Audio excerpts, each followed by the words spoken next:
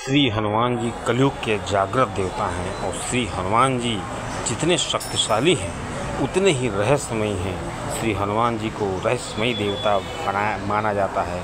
आज भी श्री हनुमान जी के बहुत से रहस्य शास्त्रों में छुपे हैं। श्री हनुमान जी के रहस्य को जितना जानने का प्रयास करता है व्यक्ति, मनुष्य श्री हनुमान जी की भक्ति में उतना होता चला जाता है। दोस्तों जी, आपसे मैं कुछ हनुमान जी के रहस्य, कुछ उनसे जुड़ी बातों को शेयर करूंगा। आपको जानकारी अच्छी लगे तो चैनल को जरूर सब्सक्राइब करिए और वीडियो को जरूर शेयर करिए, पूरा वीडियो देखिए।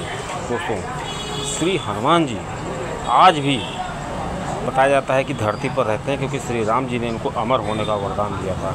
आज भी ये हिमालय पर्वत के पास, मन गार्डन पर्वत जो है उसी के पास रहते हैं और इस पर्वत पर किसी भी तरीके से वाहन से जाना संभव नहीं माना जाता है। ये पर्वत कैलाश पर्वत के उत्तर दिशा में स्थित है। दोस्तों, माना जाता है श्री कश्यप ऋषि जो थे उन्होंने इसी पर्वत पर तपस्या की थी। अब दोस्तों, आइए जानते हैं हनुमान जी के कुछ रहस्यों के बारे में। जैसे श्री हनुमान जी और श्री भीम, ये दोनों भाई भाई लगते हैं। कैसे? क्योंकि श्री हनुमान जी को पवन पुत्र कहा जाता है, पवन जी के पुत्र थे वो, और श्री भीम को भी पवन पुत्र कहा जाता है। वो जब कुंती ने पवन देव का आह्वान किया था तब भीम की उत्पत्ति हुई थी। इस प्रकार श्री हनुमान जी और श्री भीम दोनों भाई भाई हैं और दोनों बलि हैं, तो इससे इस बात को और ज़्यादा जोर मिलता है।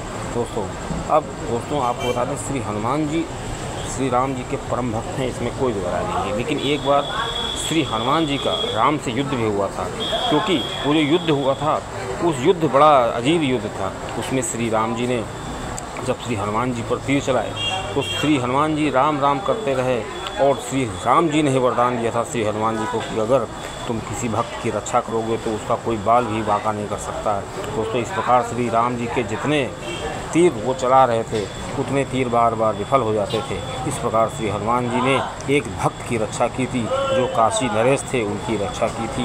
दोस्तों, इसकी एक मैंने अलग वीडियो बनाई है। अब दोस्तों आपको बता दें, श्री हनुमान जी ब्रह्मचारी हैं, ये तो सभी लोग जानते हैं, और इनके भक्त भी पूरी तरीके से जो है ब्रह्मचार्य का पालन करते हैं। लेकिन बहुत कम लोग जानते हैं कि श्री हनुमान जी का एक पुत्र भी था और उसका नाम मकरध्वज था।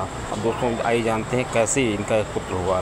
जब श्री हनुमान जी ने लंका को जलाया तो वो काफ़ी उनको गर्म लग रहा था, काफ़ी पसीना निकल रहा था, इसलिए वो गए समुद्र में डुबकी लगाने के लिए। और जब वो समुद्र के पास गए तो उनके शरीर से इतना पसीना निकल रहा था कि वो पसीना जो है समुद्र में टपक गया। और चूँकि समुद्र में मछलियाँ रहती हैं तो वो जो मछली थी उस पसीने की बूंद से गर्भवती हो गई और उसके एक पुत्र का जन्म हुआ, जो देखने में मानव जैसा लगता था और आखिर में वो पाताल लोक का राजा बना और उसका नाम मकरध्वज था।